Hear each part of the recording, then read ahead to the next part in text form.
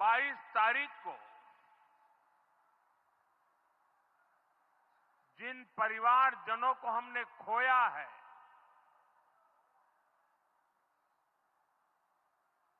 उनको श्रद्धांजलि देने के लिए कुछ पल हम अपने स्थान पर बैठ करके ही मौन रख करके अपने अपने आराध्य देव का स्मरण करते हुए उन सबको श्रद्धांजलि देंगे।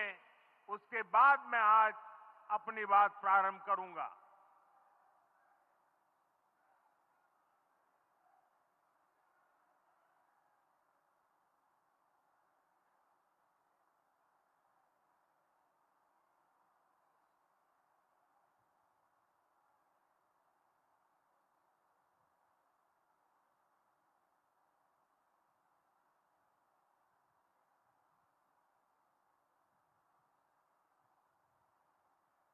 ओम शांति शांति शांति। बिहार के राज्यपाल आरिफ मोहम्मद खान जी,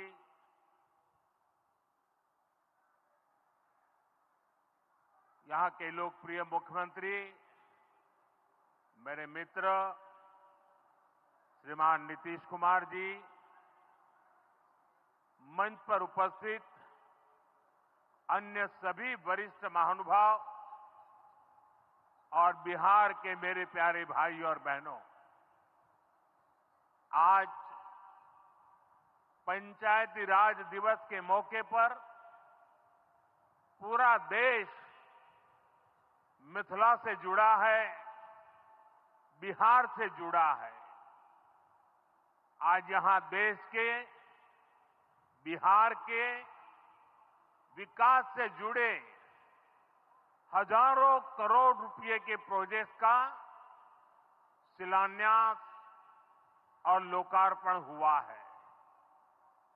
बिजली, रेल, इंफ्रास्ट्रक्चर के इन विभिन्न कार्यों से बिहार में रोजगार के नए मौके बनेंगे। आज राष्ट्र कवि रामधारी सिंह दिनकर जी की पुण्यतिथि भी है। मैं उन्हें विनम्र श्रद्धांजलि अर्पित करता हूं। साथियों, बिहार वो धरती है जहां से पूज्य बापू ने सत्याग्रह के मंत्र का विस्तार किया था।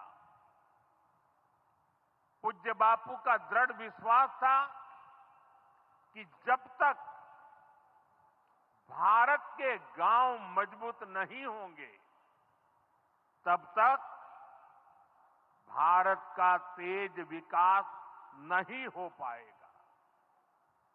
देश में पंचायती राज की परिकल्पना के पीछे यही भावना है। बीते दशक में पंचायतों को सशक्त करने के लिए एक के बाद एक कदम उठाए गए। टेक्नोलॉजी के माध्यम से भी पंचायतों को मजबूत किया गया। बीते दशक में 2 लाख से ज्यादा ग्राम पंचायतों को इंटरनेट से जोड़ा गया है। 5.5 लाख से ज्यादा कॉमन सर्विस सेंटर्स गांवों में बने हैं। पंचायतों के डिजिटल होने से एक और फायदा हुआ है। जीवन मृत्यु प्रमाण पत्र, भूमि धारण प्रमाण पत्र, ऐसे कई दस्तावेज आसानी से प्राप्त कर सकते हैं। आजादी के अनेक दशकों बाद जहां देश को संसद की नई इमारत मिली, वहीं देश में 30,000 नए पंचायत भवन भी बनाए गए। पंचायतों को पर्याप्त फंड मिले, ये भी सरकार की प्राथमिकता रही है। बीते 10 साल में 2 लाख करोड़ रुपए से ज्यादा का फंड पंचायतों को मिला है। ये सारा पैसा गांव के विकास में लगा है। साथियों, ग्राम पंचायतों की एक और बड़ी समस्या भूमि विवाद से जुड़ी रही है। कौन सी जमीन आबादी की है, कौन सी खेती की है, पंचायत की जमीन कौन सी है, सरकारी जमीन कौन सी है, और इन सारे विषयों पर अक्सर विवाद रहता था। इसके समाधान के लिए जमीनों का डिजिटलीकरण किया जा रहा है। जमीनों के रिकॉर्ड का डिजिटलीकरण से अनावश्यक विवादों को सुलझाने में मदद मिली है। साथियों, हमने देखा है कि पंचायतों ने कैसे सामाजिक भागीदारी को सशक्त किया। बिहार देश का पहला राज्य था जहां महिलाओं को इनमें 50% आरक्षण की सुविधा दी गई, और इसलिए मैं नीतीश जी का अभिनंदन करता हूं। आज बहुत बड़ी संख्या में गरीब, दलित, महादलित, पिछड़े, अति पिछड़े समाज की बहन बेटियां बिहार में जनप्रतिनिधि बनकर सेवाएं दे रही है, और यही सच्चा सामाजिक न्याय है। यही सच्ची सामाजिक भागीदारी है। लोकतंत्र ज्यादा से ज्यादा भागीदारी से ही समृद्ध होता है, सशक्त होता है। इसी सोच के साथ लोकसभा और विधानसभा में महिलाओं के लिए 33% आरक्षण का कानून भी बनाया गया है। इसका लाभ देश के हर राज्य की महिलाओं को होगा। हमारी बहन बेटियों को ज्यादा प्रतिनिधित्व मिलेगा। साथियों, देश में महिलाओं की आय बढ़ाने के लिए रोजगार, स्वरोजगार के नए अवसर बनाने के लिए सरकार मिशन मोड में काम कर रही है। बिहार में चल रहे जीविका दीदी इस कार्यक्रम से अनेक बहनों का जीवन बदला है। आज ही यहां बिहार की बहनों के स्वयं सहायता समूहों को करीब 1000 करोड़ रुपए की मदद दी गई है। इससे बहनों के आर्थिक सशक्तिकरण को और बल मिलेगा। ये देश में 3 करोड़ लखपति दीदी बनाने के लक्ष्य की प्राप्ति में और सहयोगी बनेगा। साथियों, बीते दशक में ग्रामीण अर्थव्यवस्था को नई गति मिली है।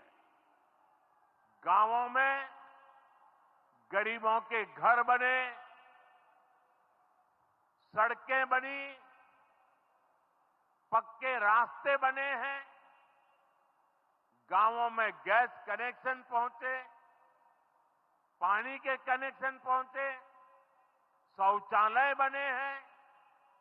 ऐसे हर काम से गांव में लाखों करोड़ रुपए पहुंचे हैं। रोजगार के नए अवसर भी बने हैं। मजदूर से लेकर किसान और गाड़ी वाले से लेकर दुकानदार तक सबको कमाई के नए मौके मिले हैं। इससे उस समाज को सबसे अधिक फायदा हो रहा है जो पीढ़ियों से वंचित रहे थे। मैं आपको पीएम आवास योजना का उदाहरण दूंगा। इस योजना का लक्ष्य है देश में कोई भी गरीब परिवार बेघर ना हो, सबके सिर पर पक्की छत हो। अभी जब इन माताओं बहनों को मैं घर की चाबी दे रहा था, उनके चेहरे पर जो संतोष नजर आ रहा था, उनमें जो नया आत्मविश्वास दिख रहा था, वो वाकई इन गरीबों के लिए काम करने की प्रेरणा का कारण बन जाता है। और इसी लक्ष्य के साथ बीते दशक में 4 करोड़ से अधिक पक्के घर बनवाए गए हैं। बिहार में भी अब तक 57 लाख गरीब परिवारों को पक्के घर मिल चुके हैं। ये घर गरीब, दलित, पिछड़े, अति पिछड़े, पसमानदा परिवार, ऐसे समाज के वंचित परिवारों को मिले हैं। आने वाले सालों में 3 करोड़ और पक्के घर गरीबों को मिलने जा रहे हैं। आज ही बिहार के करीब 1.5 लाख परिवार अपने नए पक्के घर में गृह प्रवेश कर रहे हैं।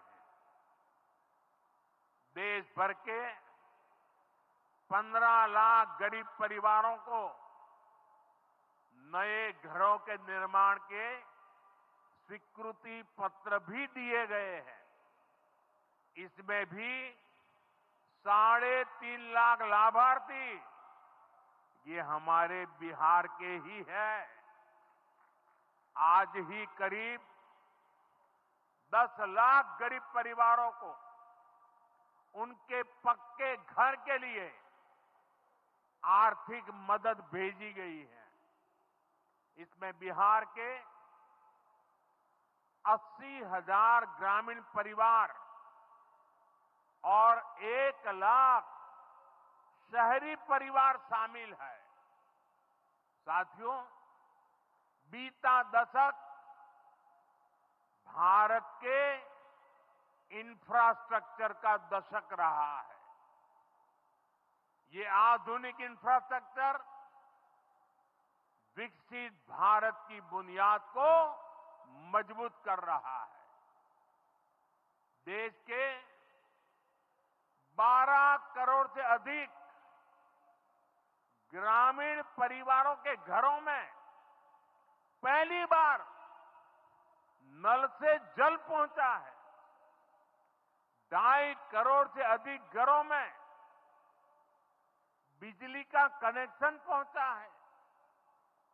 जिन्होंने कभी सोचा नहीं था कि गैस के चूल्हे पर खाना बनाएंगे, उनको गैस सिलेंडर मिले हैं।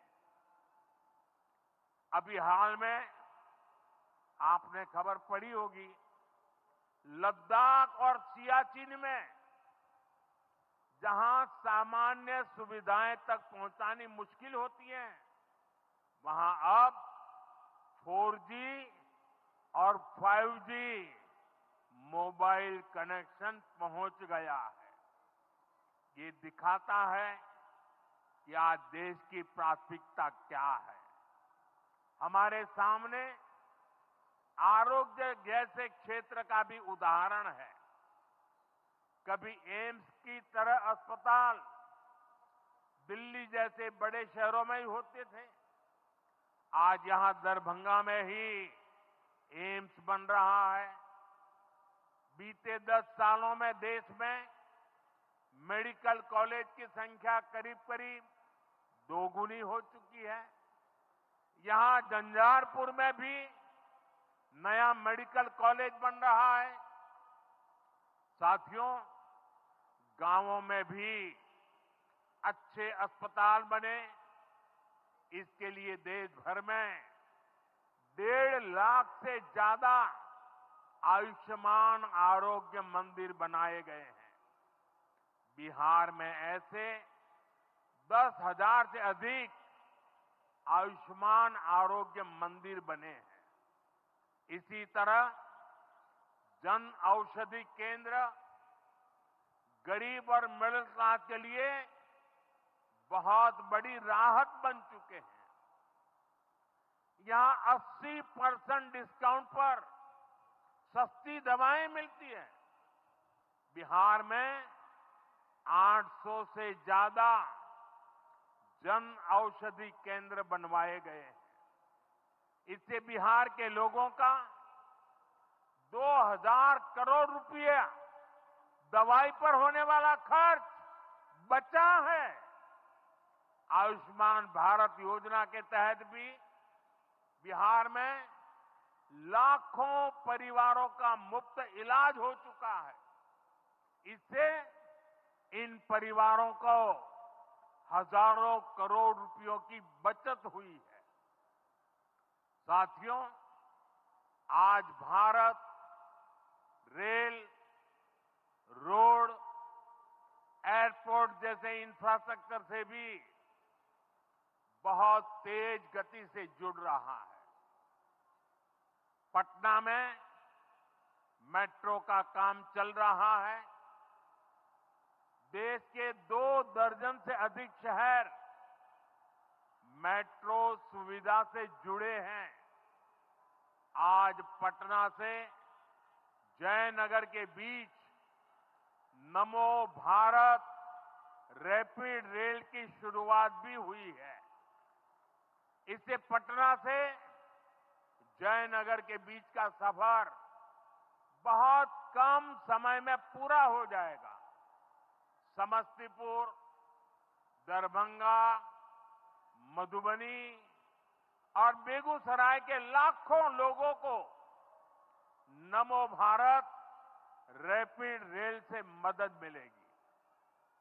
साथियों, आज यहां अनेक नई रेलवे लाइनों का उद्घाटन और लोकार्पण हुआ है। सहरा से मुंबई तक आधुनिक अमृत भारत ट्रेन शुरू होने से हमारे श्रमिक परिवारों को बहुत सुविधा होगी। हमारी सरकार मधुबनी और झंझारपुर से ऐसे बिहार के दर्जनों रेलवे स्टेशनों को भी आधुनिक बना रही है। दरभंगा एयरपोर्ट से मिथिला की बिहार की एयर कनेक्टिविटी बेहतर हुई है। पटना एयरपोर्ट का भी विस्तार किया जा रहा है। विकास के इन कार्यों से बिहार में रोजगार के नए अवसर बन रहे हैं। साथियों, हमारे किसान ग्रामीण अर्थव्यवस्था की रीढ़ है।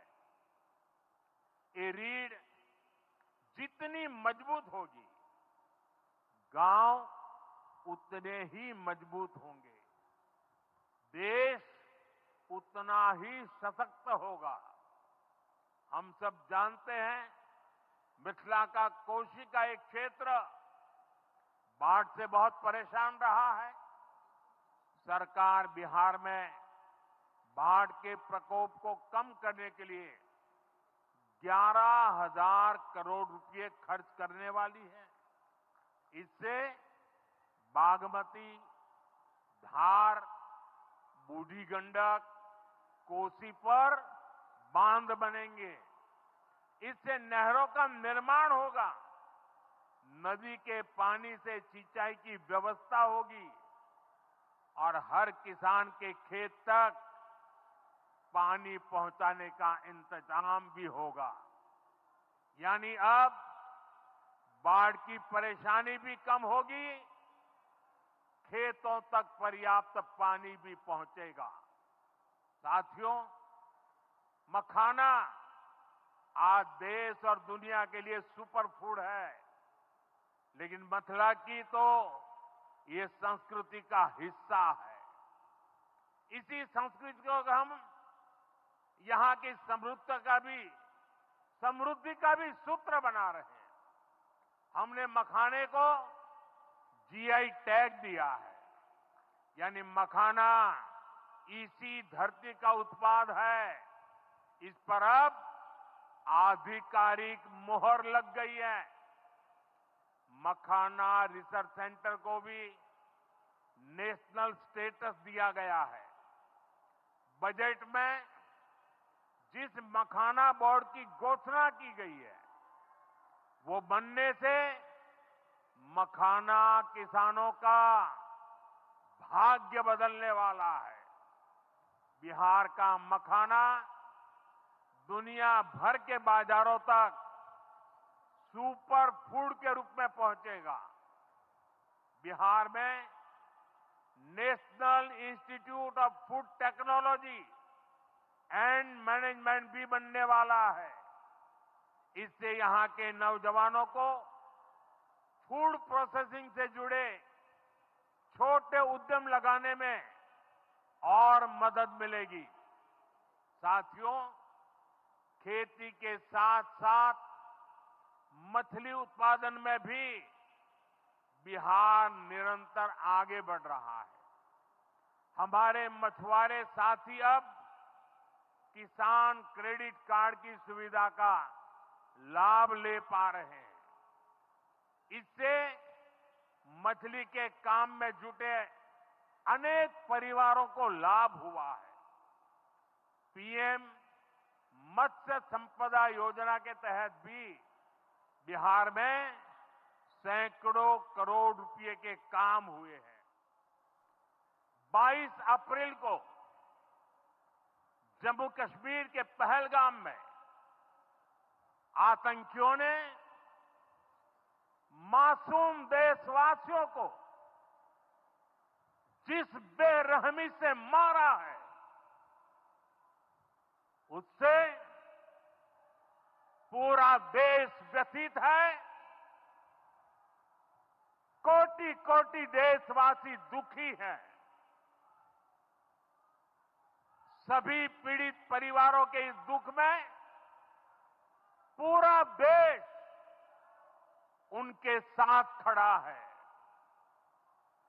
जिन परिवारजनों का अभी इलाज चल रहा है, वे जल्द स्वस्थ हो, इसके लिए भी सरकार हर प्रयास कर रही है। साथियों, इस आतंकी हमले में किसी ने अपना बेटा खोया, किसी ने अपना भाई खोया, किसी ने अपना जीवन साथी खोया है। उनमें से कोई बांग्ला बोलता था, कोई कन्नड़ा बोलता था, कोई मराठी था, कोई ओडिया था, कोई गुजराती था, कोई यहां बिहार का लाल था। आज उन सभी की मृत्यु पर करगिल से कन्याकुमारी तक हमारा दुख एक जैसा है, हमारा आक्रोश एक जैसा है। ये हमला सिर्फ निहत्थे पर्यटकों पर नहीं हुआ है। देश के दुश्मनों ने भारत की आत्मा पर हमला करने का दुस्साहस किया है। मैं बहुत स्पष्ट शब्दों में कहना चाहता हूं, जिन्होंने ये हमला किया है, उन आतंकियों को और इस हमले की साजिश रचने वालों को उनकी कल्पना से भी बड़ी सजा मिलेगी। सजा मिलकर के रहेगी।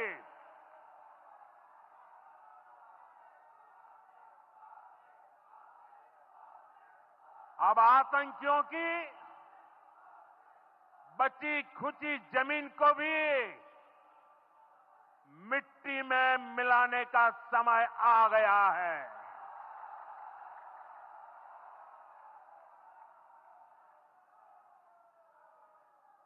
एक सौ चालीस करोड़ भारतीयों की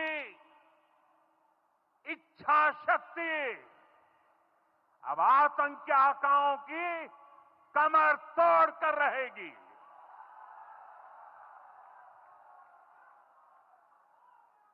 friends, today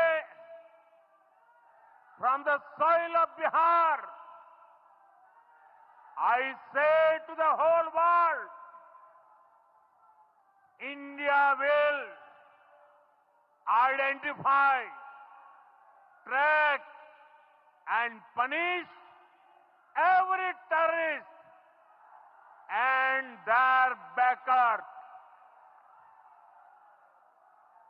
We will pursue them to the ends of the earth. India's spirit will never be broken by terrorism. Terrorism will not go unpunished. Every effort will be made to ensure that justice is done. The entire nation is firm in this resolve. Everyone who believes in humanity is with us. I thank the people of various countries and their leaders who have stood with us in these times. साथियों, शांति और सुरक्षा ये तेज विकास की सबसे जरूरी शर्त है। विकसित भारत के लिए विकसित बिहार जरूरी है। बिहार में विकास हो और विकास का लाभ यहां हर वर्ग, हर क्षेत्र तक पहुंचे, ये हम सभी का प्रयास है। पंचायती राज दिवस पर इस कार्यक्रम से जुड़ने के लिए मैं एक बार फिर आप सभी का आभार व्यक्त करता हूं। बहुत बहुत धन्यवाद। मेरे साथ बोले, भारत माता की, भारत माता की, भारत माता की।